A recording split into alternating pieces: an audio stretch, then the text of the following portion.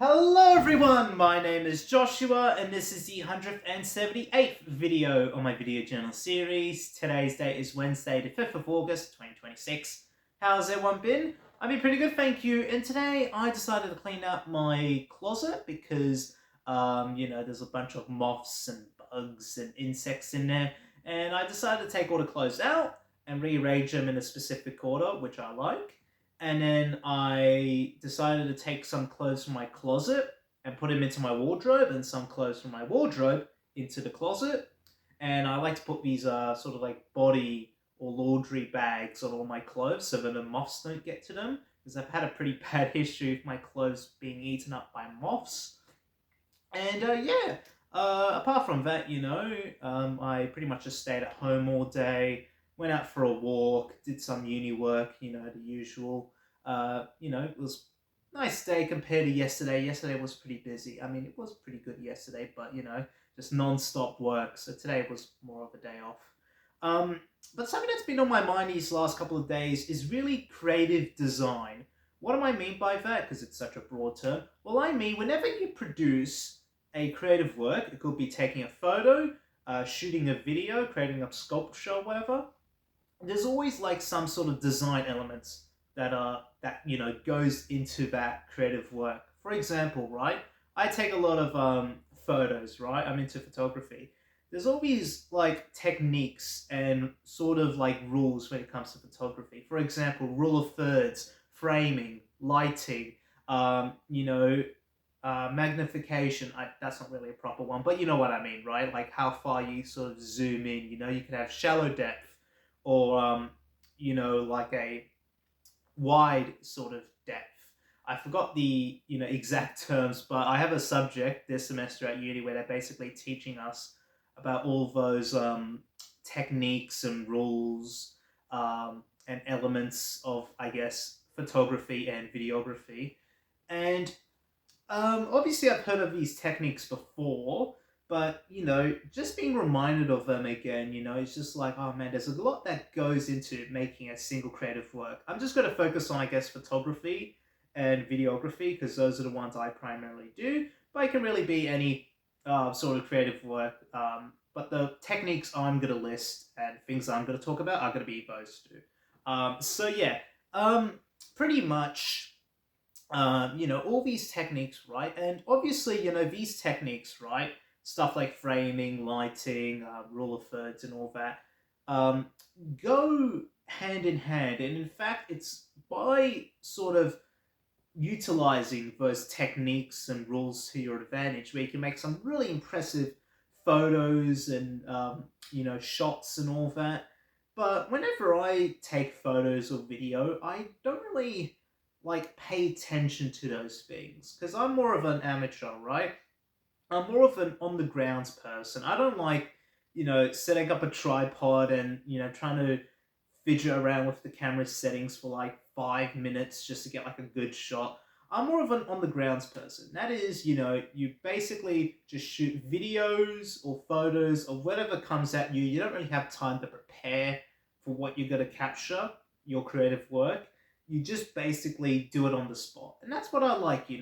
Some people might be different. Some people might wait, hours just trying to get the perfect shot, especially if you work for like National Geographic, someone that takes, I guess, footage and photos of nature. In that case, you do have to wait. But I'm like someone who goes around the city a lot, so you can't really just stand there for like an hour trying to wait for like the perfect shot. You kind of like have to sort of capture what you can, and because of that, I feel like it would be harder to achieve all those rules of photography and all those techniques. It can be done, but they even taught us in this subject, if you're going to be on the grounds, you got to pretty much just take what's in front of you. You can't really spend time fidgeting around with all these settings and lighting and framing and all that. Especially if it's just like a protest, or if it's like something like even like a train, for instance, that's just going to pass right in front of you, and you're like, all right, I just need to take footage or photos of this thing right now. And that's something yet again, I'm used to, And obviously, it doesn't look as good as a professional photograph that has been, adjusted and sort of prepared for a long time. But in my eyes, it's a lot more authentic. Obviously, I do like professional photos and videos and all that stuff that takes time to prep. But for me, I view myself sort of as the opposite when it comes to my sort of creative design. My creative design, if you see on my main channel, and even if you see it here, right? Like, I'll focus on this channel first, all right? Whenever I do these videos, these video journal entries, I pretty much just set up my tripod. I, adjust the brightening, whatever, and I just hit record. I don't really spend time trying to make this place look good, get rid of these frames, and I feel like, just having something like studio lighting or very high quality camera will sort of, make it worse for this series. My creative design is basically using a phone that has standard video quality, something that anyone can like shoot on, basically, and adds to the sort of homemade charm of this series. Because I feel like if you're gonna do something like this, you're not gonna do it with like a very fancy camera, studio lighting. You kind of want it to be less professional in a sense, right? That is your creative design. You want to you know, make this like a homemade video, like a mum and dad sort of video. And, I feel like it works good for this series. Maybe I can do it like a 4:3 aspect ratio, maybe. It'll add to the sort of like retro charm to it. But, yeah. But, like, obviously, if you're doing like a professional interview or something, you want like studio lighting, you want good framing, good camera quality. So yeah, that's another aspect of creative design. What sort of techniques and omissions you're gonna like sort of factor in mind whenever you make a creative work like this video journal series, for instance. Um, I choose what to sort of omit, right? I'm going to omit the studio lighting. I'm going to omit the fancy camera. I want to sort of omit some of the video quality, sacrifice some of it, so then I can make these videos, I guess, a lot less serious and a lot more like chillax, a lot more homemade in a sense. But obviously, whenever I go out and about, right, I, pretty much just go with it, right? I don't fidget around with my camera settings that much. And my creative design is basically, all right, well, for my Sydney A Work in Progress project on my main channel, I pretty much just try to replicate like homemade footage, right? Like those sort of old camcorder footage you see of like I don't know, like someone's trip from like 20 or 30 years ago recorded on like one of those mini handheld cameras. That's what I'm practically trying to do, Even if some of my shots don't look really all that impressive or fancy, I try to want to make it amateur, I want to make it like sort of imperfect, like, it's something that you could have recorded, Because I feel like if you're out and about in like an urban environment or city, you kind of want things just to be a little bit raw, if you know what I mean. A little bit unprofessional because obviously, you're capturing things that, you know, are constantly moving around you. So you don't really have time to stay in one place or to really prepare. If you see something interesting, just capture it, record it, and if whenever I see, videos of like urban environments or someone like out and about on the street, usually it would be shaky cam footage. I know there are professional photos and videos that exists of urban environments, obviously, but for those, I guess, wishing to incorporate that source of like what would you call it? I guess authenticity in like their creative design, like you're literally viewing this in the eyes of the person, unedited. It really works. And yet again, though, I think that's what I do best. I do best at capturing sort of raw footage, even if it doesn't look impressive. It does like really put you in the shoes of like myself, right? You're like, oh yeah, there's no like touch ups or anything. It's just like complete raw footage. You know, occasionally, the clips would like splice. There's one shot of this, and then another shot of that, and then a shot of this sort of thing. Um, but yeah, I just personally prefer that. That's my creative design, just amateur footage, sort of like the old camcorder style um, of urban environments, and just whatever I find interesting. And I guess this video journal series, is pretty much the only sort of form of content I do that's really like um, sort of like unedited. Even my Sydney A Work in Progress project videos, like most of them are, splice like separate clips or sort of mashed together. There is like a splicing evidence. There's one shot of A, another shot of B, another shot of C, Um, but, it's like, and obviously, it's good to save time and all that. But I was really thinking of just like doing one very long video, with no cuts, no splices or whatever. Sort of like the GoPro footage you see of people walking around cities, 1 hour walk, something like that. I've been thinking about doing something like that. But, to what creative purpose? What's the creative sort of design aspect I want to achieve? Um, so I guess if I want to sort of capture that um, sort of like homemade camcorder style footage, I would pretty much have to like splice those clips, because that's how it was apparent on like VHS, when someone just press record and then they press stop, and then when they hit record, the camera will focus on what they're currently recording. So there might be like a pretty clear slice between subject A and subject B. That's all to say that getting back on track, my videos, my video journal entries are unedited. I was thinking of like maybe just cutting the intro.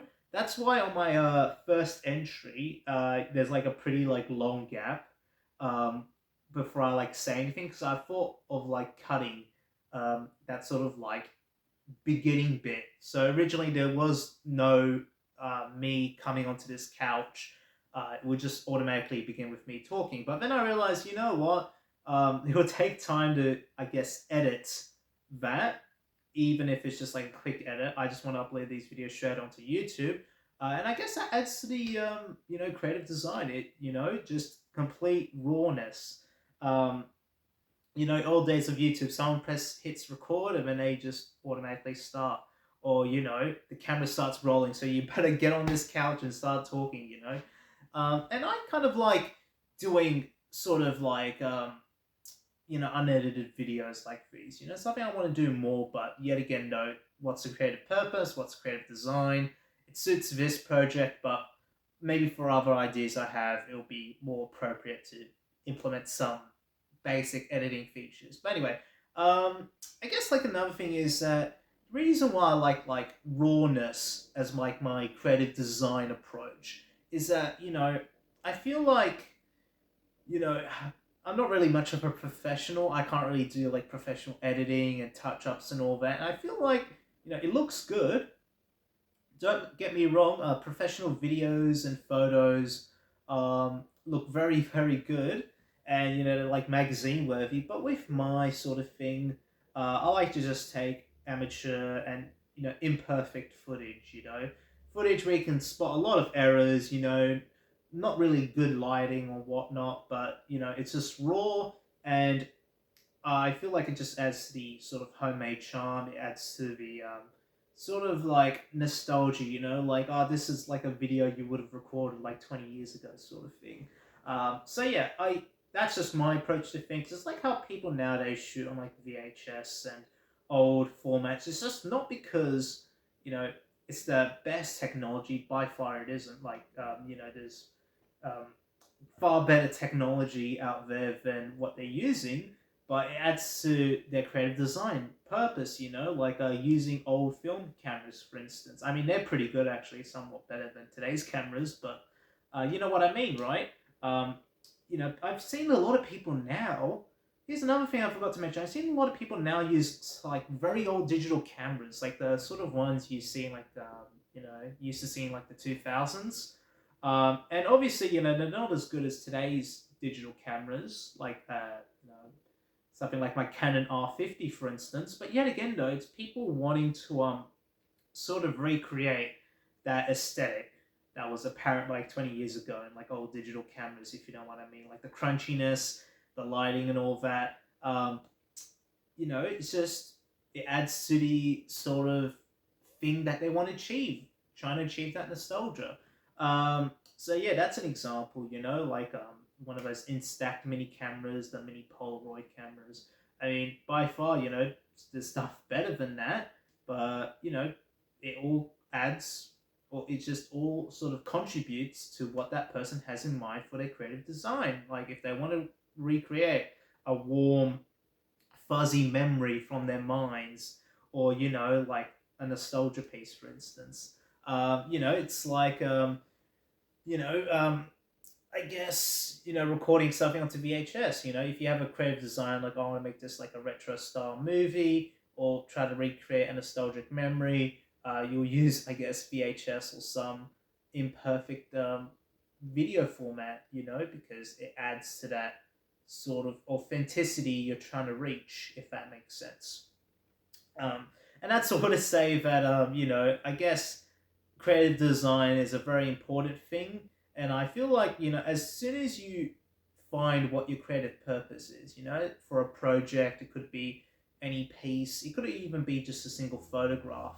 You know, um, if you find what that creative purpose is and you use it to your advantage, um, you'll greatly define what the piece is. Add clarification what the piece is. It would basically be the core aspect of your piece, right? And I know I said before, I like to just shoot raw footage, don't really think of anything to shoot it. Don't take that out of context, please. If I just see something interesting in the city, all right, I'll take a photo, I'll take a video. But yet again, though, even I have to be like, all right, well, I have to keep the camera still. What's my creative purpose? Just to document this thing, right? It's not going to be, setting all these micro things on my camera, lighting, framing, and then paying attention to all these rules, putting up a tripod. It's just pretty much just to document and to do it rawly, to just do in a raw sort of aspect. Meanwhile, someone else's creative purpose could be, even in the same exact situation, could be, all right, I want to make this a professional photograph for a magazine, Um, and then person C could be, using an old film camera or an old digital camera. Like, all right, I want to create like a sort of nostalgia piece. I want to create something like, you would have seen maybe like 20 or 30 years ago, sort of thing. Like, I want to sort of make this like if it's 2006. And I bet that mine's going to like, age like a fine wine the older this video gets. And I know this video may seem a little bit like all over the place, but feel free to, I guess, stop and rewind if you wish. Don't feel like you have to go to the end of these entries to the full. I guess not everyone, like, obviously, these videos sort of cater towards different crowds, and I make a lot of videos on different subjects, so I might end up tracking like a wide range of people, um, but not really like anyone in focus, if you know what I mean. So, yeah, obviously my videos can like vary in topics, and I know this topic will be a little bit more of a niche thing, but yet again, something that's popped into my mind and something I want to sort of archive on camera. What if my like creative design sort of changes as I get older? What if I enter a journalistic field and I start taking more professional photographs, and I don't really like raw photographs anymore, maybe, sort of thing. Um, it's always bound to change, and I feel like that is my creative design right now, my sort of creative ambition, evident within yet again this video journal series and my main channel, and yeah, maybe it's something subject to change. I don't know. Yet again, I'd like to hear what if any of you do any like creative works. Uh, by that I mean like photography and videography. What's your sort of like creative aspect? What's your creative design? Do you like to do professional stuff? Do you like to do raw stuff? Do you like to do like nostalgic stuff? I like to hear it. And I feel like you can like do all of them, you know, like you can take professional, you can take raw, you can take nostalgic stuff. But yeah, well, which one's your favorite? You know, which one do you feel like you're the best at? You know, I like to hear that. And yeah, I can most probably close all those books because yet again, it's very long and very I guess tiring video, especially if you might not be really interested in this sort of thing. But hopefully, I sort of made it interesting. And yeah, what else? What else do I want to wrap anything up? Oh, excuse me, I was about to burp really loudly. That would be vastly inappropriate. Not really. Yet again, though, this week ahead, I've already pretty much stated what I'm gonna do, and yeah, I guess that is it. I don't really have anything to follow up on. Um, and it's always when I yet again, it's always when I end these videos do I remember something. And I'm like, oh, I remember now. Yes, I forgot to mention that I did the census. Um, for those who don't know, here in Australia, it is our census year, and everyone should have received like a letter in the mail notifying about them filling out the census. And that's what I did. I did that a few days ago. I forgot to mention that. But some people I talked to haven't received that letter yet, so I don't know what's up with that. Um, but yeah, I filled out the census form. I can't wait to see what the census indicates, but it'll be a while before we get the results. Because I am a nerd, I like viewing census results. Um, and what else? What else? Oh man, I got my mind on something, but I forgot about it. Oh man, can I remember what it is? Census. Oh my god, I literally forgot what I was about to say. There was something really important. Oh yes, I remember now.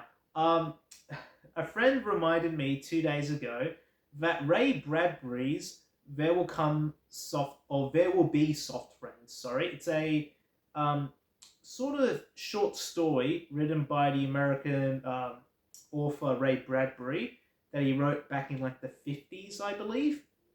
And it's like a short, like dystopian um, piece.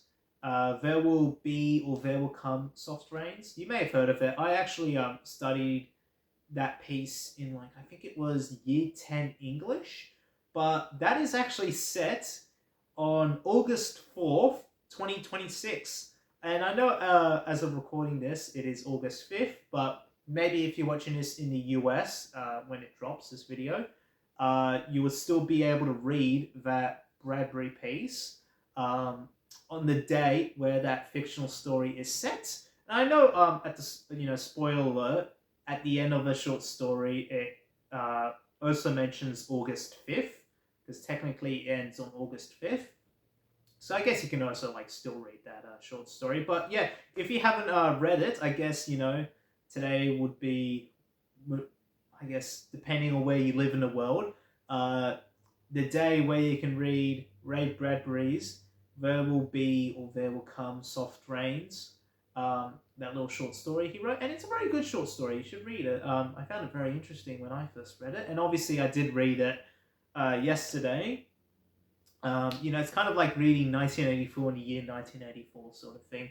In fact, for the 1984 movie, I believe they shot the scenes of that movie on the exact day that's mentioned in the novels. So, like, for example, August 1st, 1984, X, Y, and Z happens.